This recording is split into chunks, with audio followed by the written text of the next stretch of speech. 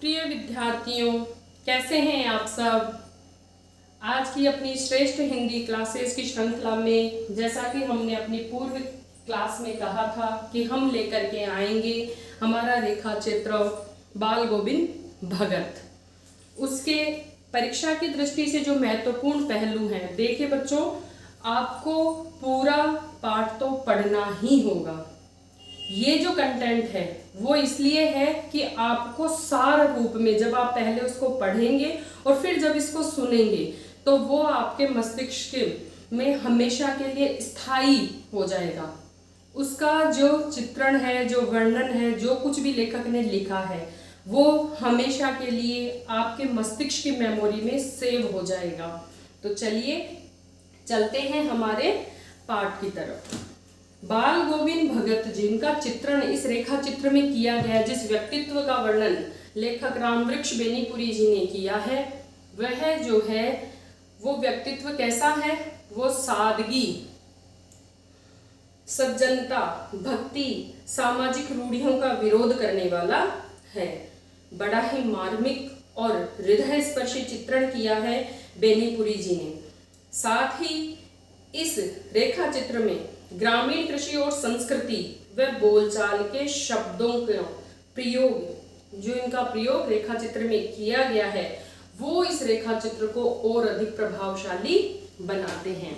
तो चलिए चलते हैं इसके सारांश की तरफ। बेनीपुरी ने बाल गोविंद भगत रेखा चित्र में ऐसे व्यक्तित्व का वर्णन किया है जो प्रथम बार देखने पर तो साधु प्रतीत होते हैं, यानी उनकी वेशभूषा, उनका रहने का तरीका, उनका पहनावा, उन सबको जब हम देखते हैं तो ऐसा लगता है कि मानो वे कोई साधु हों, परंतु वास्तविकता में जो है बाल गोविंद भगत क्या है? वो एक गृहस्थ हैं।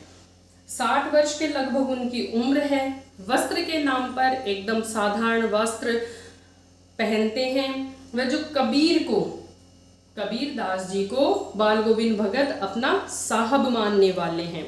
उनके पास ये बाल गोविंद भगत का मानना है कि मेरे पास आज जो कुछ भी है वो सब मेरे साहब का, यानी कबीर दास जी का दिया हुआ है। अब इनका व्यक्तित्व कैसा है? इनको जो व्यक्तित्व है वो इनको साधु बनाता है।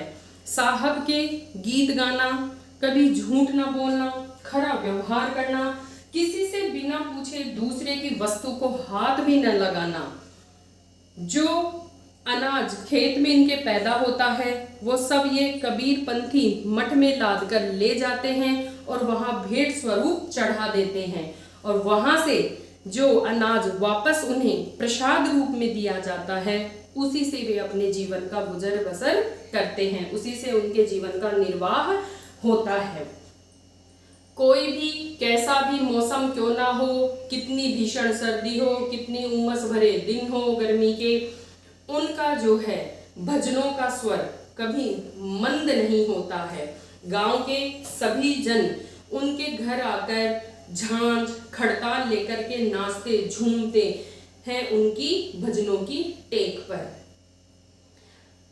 एक दिन दुर्दिन सबके जीवन में आते हैं, तो ऐसा ही एक दुर्दिन बाल गोविंद भगत के जीवन में भी आता है, जिस रोज उनके पुत्र की मृत्यु होती है।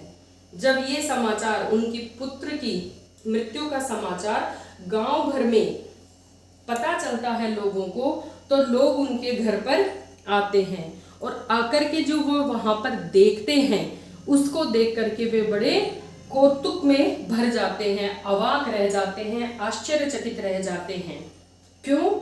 क्योंकि बाल गोविंद भगत अपने मृत पुत्र को चटाई पर सफेद कपड़े से ढांक कर फूल उस पर उन्होंने डाल रखे थे।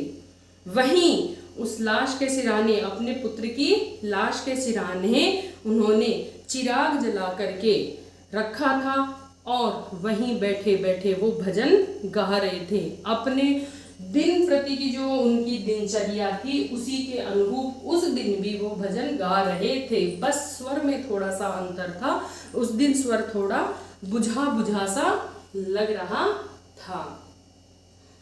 उनकी पतोहू कहते हैं पुत्र वधू को, तो उनकी पतोहू जो पति की मृत्यु पर विलाप कर रही थी, रुदन कर रही थी, उसके पास नाचते नाचते वो बीच में जाते हैं और कहते हैं कि अरे ये तो रोने का नहीं, उत्सव मनाने का समय है।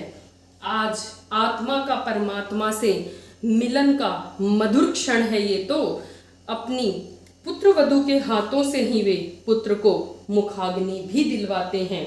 और जब श्राद्ध की अवधि पूर्ण हो जाती है पुत्र की, तो पुत्र वधू के लाख मना करने पर वो बहुत कहती है कि मेरे बिना आपकी देखरेख कौन करेगा, इस अवस्था में आपको कौन संभालेगा, आपको तो अपने खाने पीने की भी सुध नहीं रहती है। फिर भी बाल गोविंद भगत अपने व्यक्तिगत स्वार्थ के लिए भी टस से मस नहीं होते हैं और पुत्र वधू के लाख कहने पर भी अंततः उसको जब वो मना करती है जाने के लिए, तो ये कहकर उसके भाई के साथ उसको पीहर भिजवा देते हैं कि तुम यहाँ से नहीं जाओगी तो मैं यहाँ से चला जाऊंगा या मेरा मृत मुख देखोगी। ऐसा सुन करके वो पुत्र वधू भी पीहर चली जाती है। साथ ही जब वो अपनी पुत्र वधू को उसके भाई के साथ पीहर भिजवाते हैं तो ये भी संदेश देते हैं, यह भी कहते हैं कि इसका दूसरा विवाह अवश्य कीजिएगा। अब पुत्र वधू के जाने के बाद अपने पुत्र की मृत्यु के उपरांत पुनः वे अपनी उसी दिनचर्या में मग्न हो जाते हैं। बाल गोविंद भगत हर वर्ष जो है गंगा स्नान के लिए जाते थे, तो इस बार भी वे गंगा स्नान के लिए गए। रास्ते में वो कभी किसी से भिक्षा वगैरह साधु के रूप में भिक्षा मांग करके तो वो खा सकते थे, परंतु उनका यह नियम था कि वो कभी किसी से मांग करके खाने की वस्तु नहीं लेते थे। तो इतने लंबे उपवास के कारण और थोड़ी अवस्था भी, जैसे होता है 60 वर्ष से ऊपर के हो गए होंगे उस समय, तो अवस्था के कारण भी, इन दोनों कारणों की वजह से इस बार जब वे गंगा स्नान करके लौटते हैं तो उनकी तबीयत, बाल गोविंद भगत की तबीयत खराब हो जाती है।